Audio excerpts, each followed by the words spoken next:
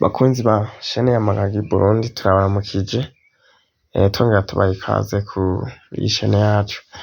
Rero aha nkuko mubibona twagiye ku musozi w'Imagagi kandi aho biboneka neza ko twagiye turi kumwe n'aba engineer mu bijanye n'ivy'amazi, bakaba bari bagiye kugira ngo batwereke ibikorwa bashaka gukora, umugambi bafitiyeyo wo kugira ngo bimbe amazi, bagire forage d'eau, bagire adduction en eau potable, aho biboneka ko bafise ibikoresho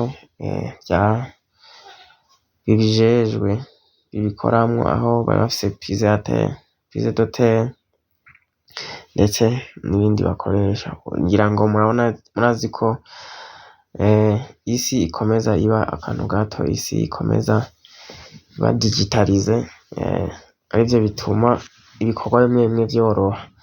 Rero aha murabona bamaze kugira iyo prise de terre bakayishingamwo, baca basukamwo amazi mu gihe aho bashinze hatari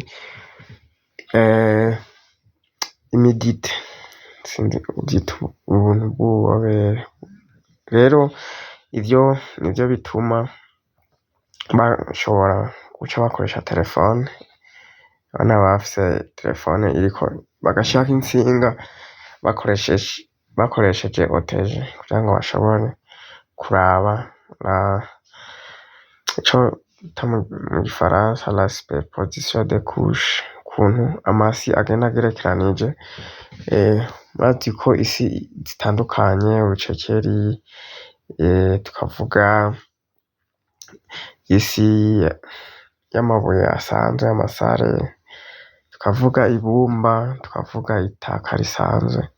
Rero murumva yuko ivyo vyose biba bisaba yuko babigirira icigwa, kugira ngo bashobore kumenya amazi ari kuruhe rugezo uvuye kw'isi hejuru gushika aho twita muri nappe phréatique. Rero murumva yuko cari igikorwa giteguye kandi biteguriye, kuko ibikoresho vyose bari babifise, aho muri staff yabo baba bafise uko bavyandika, bashobora kuvuga niveau bivanye n'ivyimwagira, bakavuga makushe, ivyo vyose biza vyerekana uko barimwo barapima isi kugira ngo barabe ivyo bashaka kurabamwo. Rero aba bobo bashaka kuraba ibijanye n'amazi aho yoba aherereye, ku buryo bayimvye bashobora kuyashikira vyoroshe, aho biboneka ko bazoyaduza bayashikane imusozi Magagi ku mutwe hejuru, aho bafitiye project twarigeze kuba tuyibereka, project 2040 bashaka kuhagira ikibanza c'iratiro, site touristique. Rero mwumva yuko ibikorwa birimbanije, amabarara arimbwa, ivyo vyose biriko birakorwa kugira ngo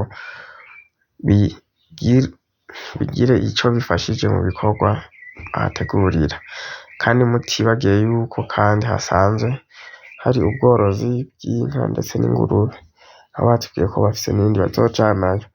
Kandi ubazi n'ubuzima, amazi nta gitakenera amazi, rero niyo mpamvu bavuga amazi nibwo buzima, ata mazi nta buzima. Tugiye mu bintu vy'ibifungurwa n'ibinyobwa, rero murumva yuko ari vyiza cane, bakaba batubwiye yuko bagiye kubitegura, ndetse tubasezeranya ko ibikorwa aho bizoba bigeze, ko bizoba bimeze, tuzokomeza kubibereka, ko tuzogenda turonka akaryo bakabidukundira.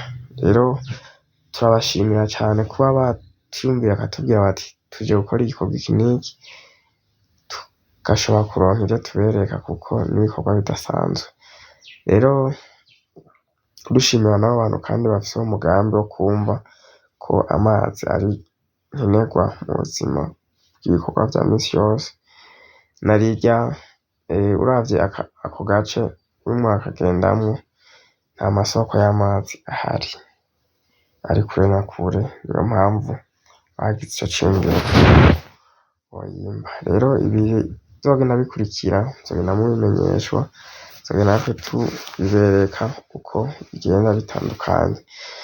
Rero ico kindi twovuga kandi nuko muri ico gihe haba habayeho ibindi bikorwa bica n'ibiterwa canke ibindi bikoko bica biharonkera akoyoko mu gihe ayo mazi aba yadugijwe.